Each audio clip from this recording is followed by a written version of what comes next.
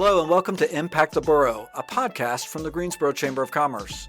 I'm Brent Christensen, President and CEO of the Greensboro Chamber of Commerce. Each week, a Chamber staff member will sit down with a guest to discuss what we're doing to start and grow businesses, create quality jobs, develop our workforce, and tell the inspiring story of Greensboro to the world. Today, we are celebrating Black History Month with a discussion of Greensboro's history of African American trailblazers. Your host is Niketa Greene, the director of our Leadership Greensboro program. She became passionate about leadership and its significance in improving quality of life in a community while completing her Master of Public Administration degree at North Carolina Central University. Before joining the Chamber in 2017, she worked and held leadership roles in healthcare, workforce development, and human services organizations. Welcome, Niketa. Hi, everyone. I'm excited to be here today to talk to a couple of folks in our community about some of the freedom fighters, some of the history of freedom fighters and trailblazers in our community. I'm here with Mr. James Shields and Mr. Frank McCain Jr. So can you both tell us a little bit about yourselves? Okay. Well, my name is James Shields. I'm the director of the Bonner Center at Guilford College. I've been there since 2001. I finished at Guilford College with a history degree, and it really is how I got there. I was really interested in Underground Railroad history and decided to get a degree there.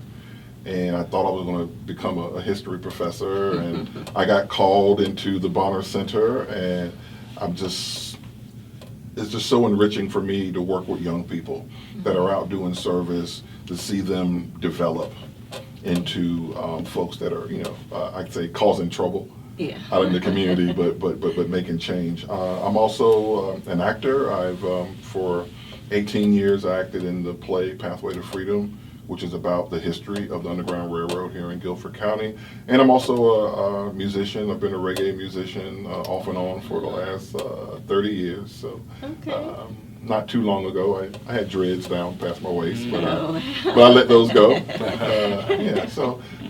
That's me. I've been married for 37 years. My wife Elaine, and we have a daughter Keisha, who's 23, and we have a 15-year-old cat. Life is good. Awesome. Sounds like it. Awesome. Thank you. Frank, can you tell us? Yeah, that's quite impressive. I am Frank McCain. I am originally from Charlotte, North Carolina. I came to Greensboro by way of the great North Carolina A&T State University. And after completing my degree there, I started a career in finance, financial services. And so here in Greensboro, and I've been here ever since. A great community.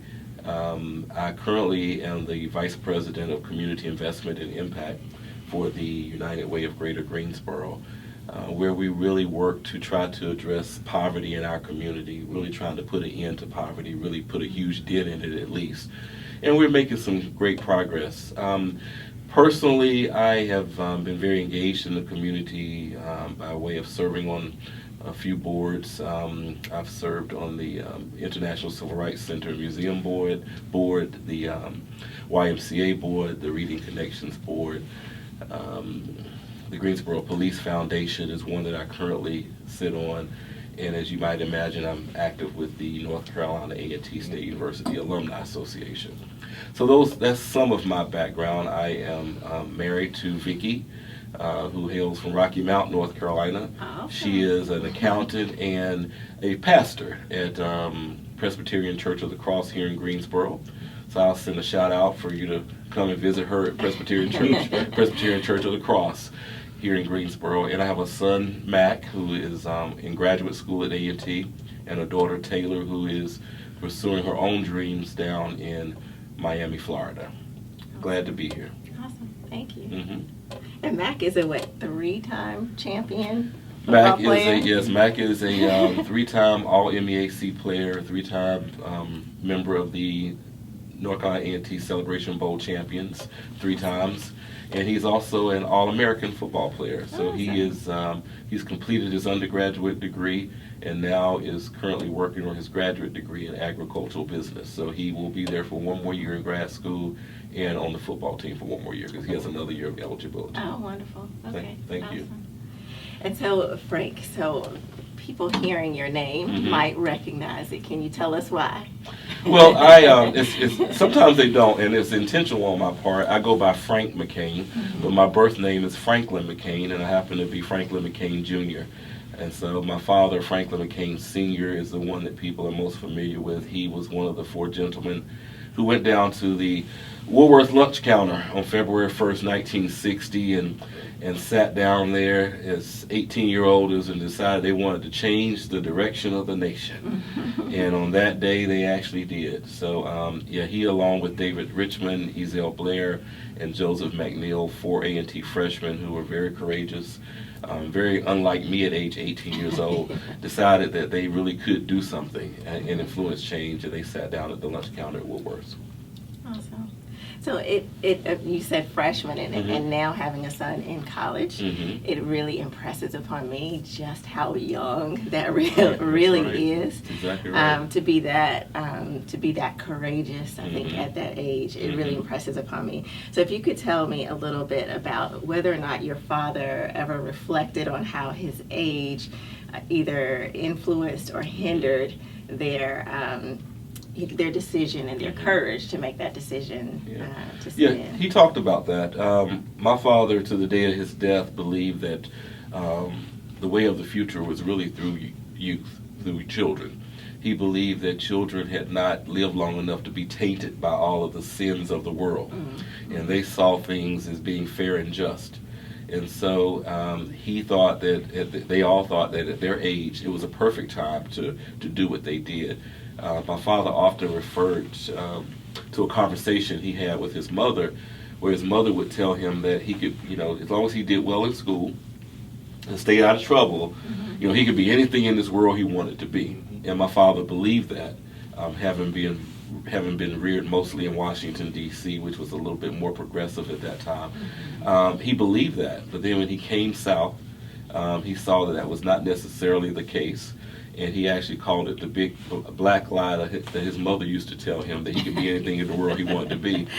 But what he did know is that he wanted his children and grandchildren to really be able to live in a world where they really could be all that they wanted to be. And he knew that the current climate that they were in would not allow that. And so he and those three gentlemen just said, we've got to take action. If it's going to change, then we have to be the ones to make change. We don't need to sit and hem and haw about what's wrong with the world. What can we do in a nonviolent way to impress upon people that the way in which society is being run is not a fair and just way? Okay. And it makes me think about Levi Coffin as well. I read a quote from Levi Coffin. Said the dictates of humanity came in opposition to the law of the land, and we ignored the law. So he was also very young at the time that he got engaged with Underground Railroad. I'm not sure how many people in the area know Greensboro and Guilford College's connection and the Quakers' connection to the Underground Railroad and liberation. Can you talk a little bit about that? How it relates to Greensboro? Sure. Well, of course, the Quakers settled in Guilford County around the mid-1700s, and they first came actually to Alamance County, in the area of Snow Camp, Cane Creek Meeting. It's kind of known as the mother of meetings, and out of that grew New Garden Meeting, which is still standing. The original building is not, but it's still standing. Deep River Meeting, which of course is in Jamestown. And so these were people that came, a lot of them came from Nantucket and places like that, so they were already against slavery. And so they came to this area. Levi Coffin, who is known as the president of the Underground Railroad for the work that he did, he first encountered slavery, at least in the ways that encouraged him to be to work with the Underground Railroad. He was 7 years old, and there was this car full of slaves coming through, and he stops, and they give water to the enslaved Africans. And his father asked, well, what's going on with you boys? Why are you being chained like this? Because they had seen slaves before, but not in this way, right? Because we're starting to clear out the Native Americans, from South Carolina and Mississippi and Alabama. And so we needed more people. And so you started seeing these caravans of slaves going farther south. And they said, well, we've been taken away from our families. And we're being sent down south. And Levi, at 7 years old, he thought to himself, how would we feel if father was taken away from us? And so that was the beginning of him having empathy. Because, we can all have sympathy and just sit on the sidelines. But he actually felt what was going on and said, well, I've got to do work. And so he worked with his father. He worked with his cousins and his uncles. And eventually, of course, he moved away from this area, and he still kept in contact with people that were here in Guilford County, including free African Americans who lived in Guilford County as well. It's just the amount of 7 years old, like the amount of courage and maybe the innocence of being that young. You see something, you do something, maybe that's a part of it, but the amount of courage that it takes just impresses upon me. It really does. I've read as well, Frank, your father said something that kind of blew my mind as well. His quote was in an interview. He said, I certainly wasn't afraid, and I wasn't afraid because I was too angry to be afraid. If I were lucky, I would be carted off to jail for a long time. And if I were not so lucky, then I would be going back to campus in a pine box. So again, that quote demonstrates an incredible amount of courage and bravery. How did that continue to play out in his life? I mean, we understand how much it must have taken for freshmen to say, essentially, we're going to launch a movement, we're going to change the world. But how did that play out? That must have been a fundamental part of who he was. How did that come to play in the rest of his life? Yeah, that's I've heard that quote a few times, and I talked to my father about that, and he was a man of strong conviction, and very passionate about social issues and fairness and equality, and he felt that if you really were truly invested in something like that you should be willing to give your life for it, because there had been people before him who had given their lives to affect change. And again, he did not want his children or grandchildren to have the type of experiences that they were having in the 60s at that time. So he continued to really be very actively engaged civically. My father and mother moved to Charlotte, and my mother was an elementary school principal, and my father, and this is a good story to tell actually. My father, when he moved to Charlotte, he went to Charlotte with a degree from A&T in biology and chemistry, and so he went to apply for jobs trying to teach school. He could not get a job teaching school. He went to talk to some large companies who had chemical labs or things of that nature, could not get a job in the lab or anything like that. And he finally got a job at a place, and but it was not as a biologist or a chemist, it was as the custodian. And that, as you might imagine, could tarnish someone's ego or belittle them in some form or fashion. But he remained steadfast, and he knew he had a family to take care of, and so he was never too proud to do whatever it was he needed to do to take care of his family. So he took a job as a custodian at the company, but as God would have it, as my father was a man of faith, he was offered the position to clean the bathrooms in the executive part of the building. So he came in contact with a lot of the senior executives of the organization, and one of them, the CEO, he would have conversation with him, and the CEO one day said to him, "Well, Franklin, you seem like a reasonably intelligent man. You should consider going to college and get a degree." And my dad said to him, "Well, actually, I have two."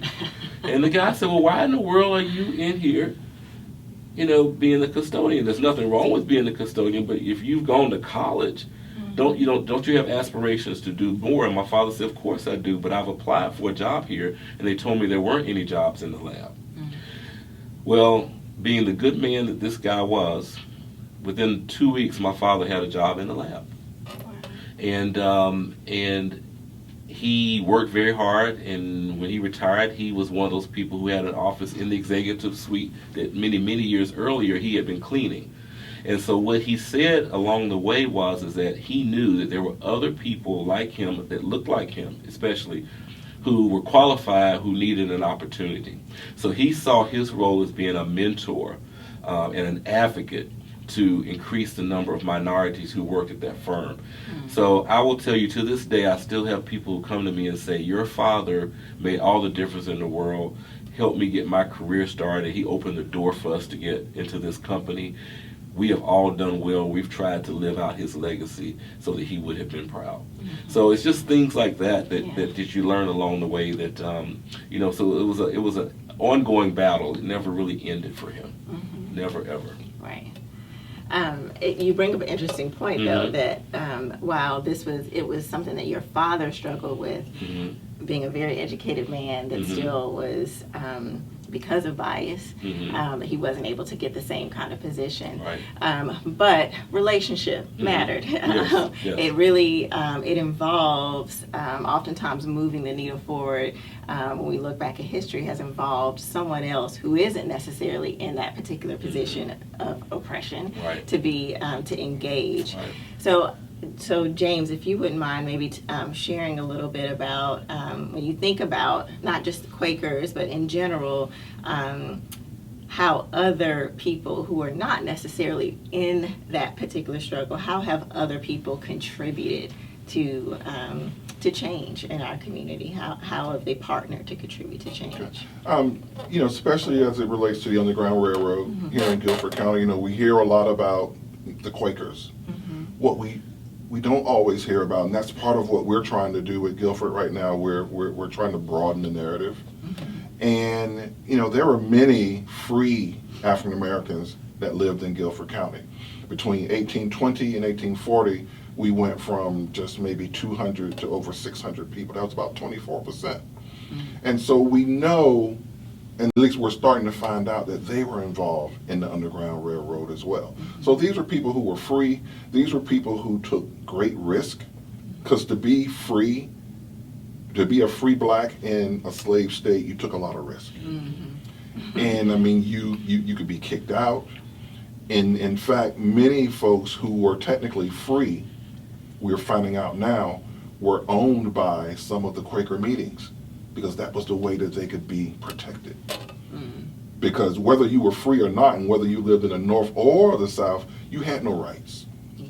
And so the only way that you could be protected, even as a free person, was as property. So you had these people like, for example, Arch and Vina Curry. These were people who were free. They had their free papers. They worked at New Garden boarding school, which is now Guilford College. Now, they could have just stepped back, done their thing, but in fact, they worked with Levi Coffin. They would pass their free papers on to people that were coming through, and they would take those free papers up to Levi Coffin, who was now living in Indiana, and then he would send those free papers back, and they would send them back and forth. Quakers, like I said, took a lot of risk.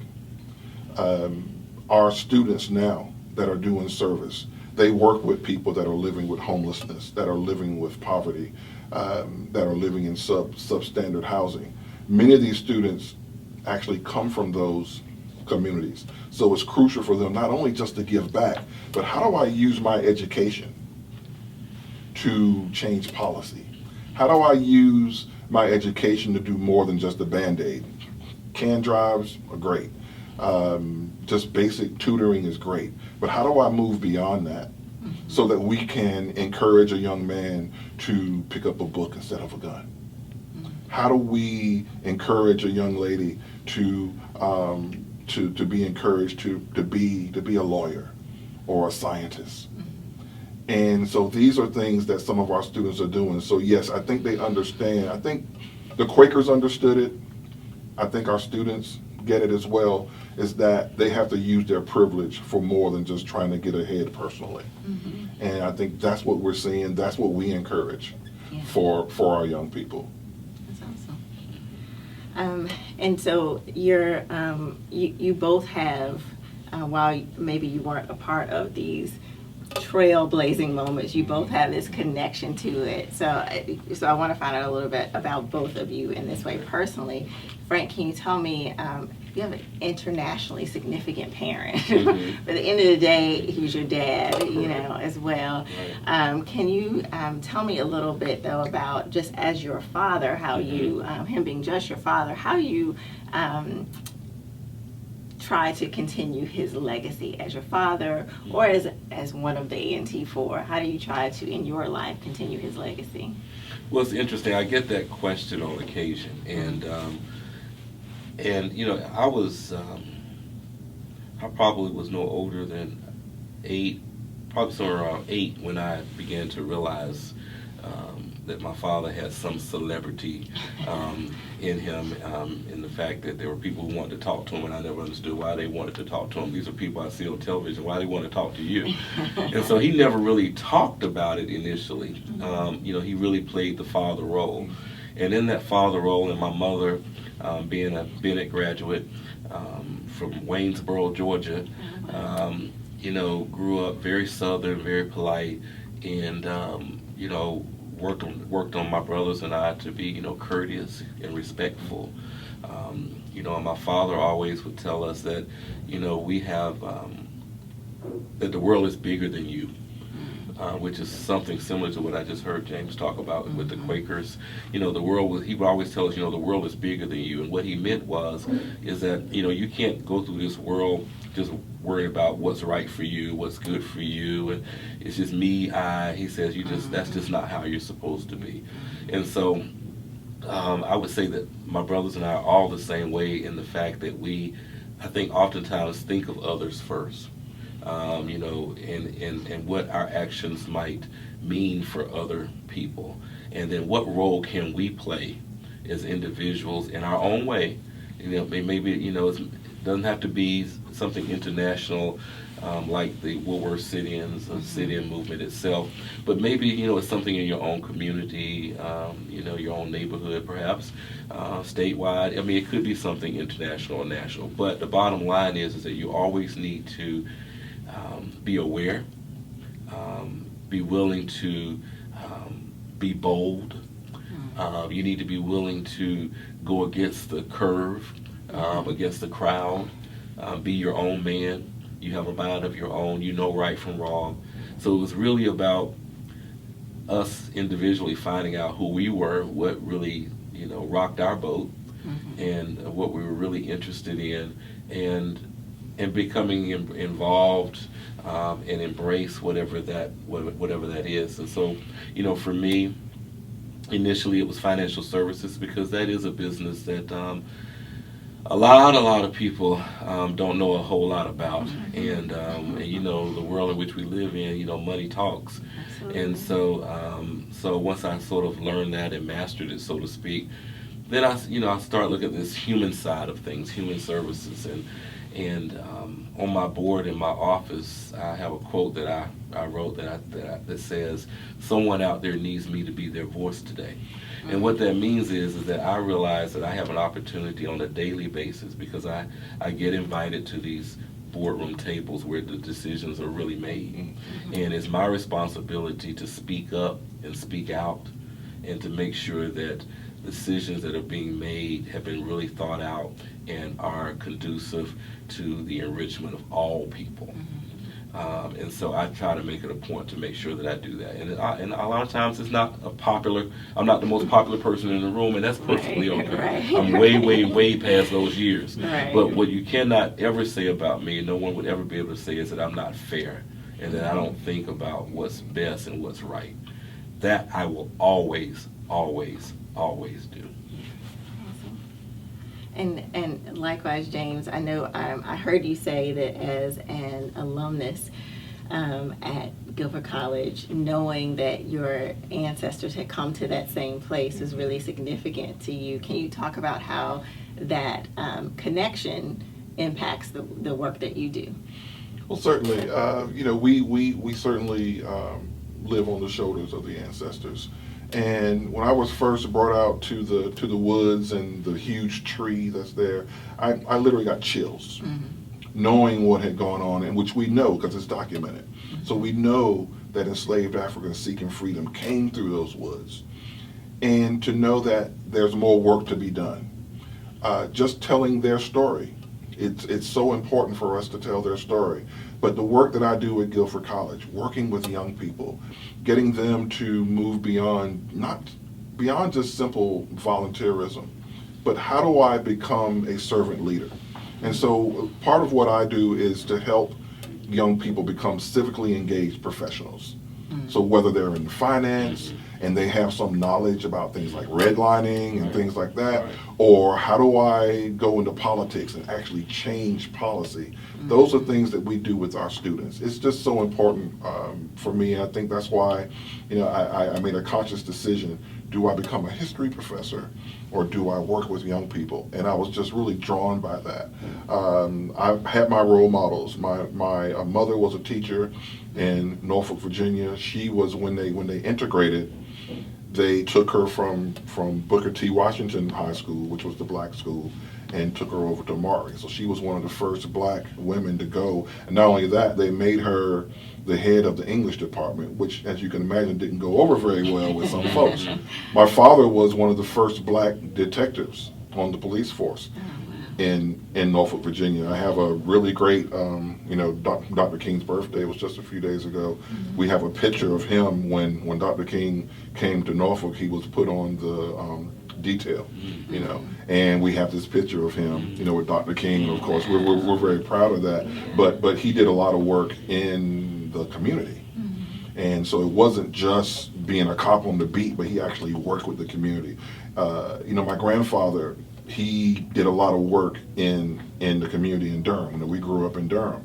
There were places in Hayti, for example. These people didn't have electricity, and they still had wood stoves. And I'm wondering, why am I working with this guy in the middle of the summer delivering wood? And he was delivering wood to people because they had wood stoves. And so he was giving a service. He didn't make any money off of that, but it was a service. And those are some of the things that he did. So I certainly have role models, not only with my family, but through church, that service is crucial, and it's something that you have to do every day. And just have to be part of your life. Absolutely. And we all have something we can't do. Yeah. Exactly. So given, right here in Greensboro, in little old Greensboro, we've had race riots, we've had peaceful sit-in movements, we've had, the Underground Railroad come right through this same community. I'd love to hear from both of you. Is it fair to say that Greensboro is a revolutionary city? I would say that's very fair, and that's evidenced by the things that you just mentioned that have taken place in this community. And there are a lot of other things that, don't have a lot of notoriety behind it, but have made a difference. You think about, the women at Bennett College. I mean, one of only 2 historically black colleges for all women in the nation. You look at the young women and young men too at UNCG who were very engaged in the sit-ins once they got started. They could have stayed right down the street and, clutched to their pocketbooks and say, hey, we're just going to stay in our little neighborhood and stay out the way, but that's not what they did. So Greensboro, I think, is very revolutionary. You've got, you've got schools like A&T where there's a lot of brilliance over there. A lot of brilliance over there, there are young people over there inventing things and a social conscience about themselves. And so that, to me, makes me feel very good about this community in which we live. I would just say that, we have to do a better job of working collaboratively. I think that's very important. I think that we have to encourage our young people, or encourage and also provide them with the opportunities to be able to remain in Greensboro upon graduation from college. So if there aren't any jobs here, we bring all these students into town and they get this great education right here in Greensboro, North Carolina, from the 6 or 7 universities we have. And then they get these great jobs and they move to Indianapolis, they move to Washington, D.C., they move to L.A. So we've got to figure out how to stop that bleeding of good people who want to be engaged and would be very good people, very good citizens of this community. Thank you. Mhm. What do you say, James? I totally agree with that. The history of our community is it's pretty well known, but I think presently we have, like I said, we have this energy of the young people. I have a considerable amount of young people who've come through our program, who've come through Guilford College, who have remained in Greensboro because they came to know Greensboro. They came to know the people, whether they're working in the immigrant and refugee community, which is huge. And a lot of people don't know how huge it is. They really don't. They think maybe it's just like the Latinx community, but we got a huge Asian community, African community, and it's beautiful. One of the first things that I do with my young people with my first years is that we get on a bus and we do a social justice tour of Greensboro. So it's not the Chamber of Commerce tour, you know. We stop by A&T, for example, and we go to the statue of the Greensboro Four. We go around the corner and we look at the brick wall, you know, with the bullet holes in it. No, we don't have time to go into that, but we want them to understand that justice is a struggle. Yeah. Whether it's nonviolent, which of course is what we want, but you also have to know your history, but then you also have to begin to know things like policy. And a lot of people are like, oh, I don't want to get into that. Well, then do you really want change? Okay. I think there's a lot of potential in Greensboro, and I agree with Frank when I feel like we need to do a better job of collaboration, whether it's in homelessness or working with immigrants or refugees or education. A lot of times we kind of fall into our silos and we want to get our accolades and we want to do our thing and we pat ourselves on the back, but are we actually making change? Do we have more, housing that is affordable? Do we have less people who are homeless? Do we have are we providing the type of support that immigrants and refugees need when they come to Greensboro? Are we truly a welcoming city? Right, and that's more than just having a sign saying that you are, but you got to have the policies in place. You got to have places for folks to go. I know for our students, we were motivated, and many of us were motivated just almost a couple of years ago, when the 5 kids died in that fire. And part of the motivation was not just to protest or vent, but many of our students and many of the agencies in Greensboro, they mobilized to work with the city. How do we keep this from happening again? How do we hold landlords accountable? And so we are seeing that. And so that's what we're doing with our young people. Greensboro is a beautiful community. That's why I moved here over 25 years ago. It's a great place to raise a family. It's a great place to have a career. We've got everything you need, right? We've got wonderful churches. We've got all the colleges. We got Trader Joe's, right? Yeah, we do. No, but we got great food. I mean, we really have it all. I centrally located. I've got friends say, "Man, you need to come to Charlotte." I'm like, no, I'm okay. I love Greensboro. Yeah. I would agree. I agree with both of you. It is a great city, and what I hope is that our connection to being revolutionary is something that we can continue to pull on to kind of do some of the things that you all are saying, and hopefully we'll use the examples of those like Levi Coffin and Franklin McCain Sr. And we'll pull on those. I could definitely talk to both of you all day. I wish I could. But this has been great talking to both of you. Thank you so much for taking the time to come and share these things with us. So thank you both. Thank you so much. You. Well, that's it for today's episode. Make sure that you subscribe so that you can get a new episode delivered to your device each week. You can follow us on Twitter, Instagram, and Facebook @GSO Chamber. See you next time.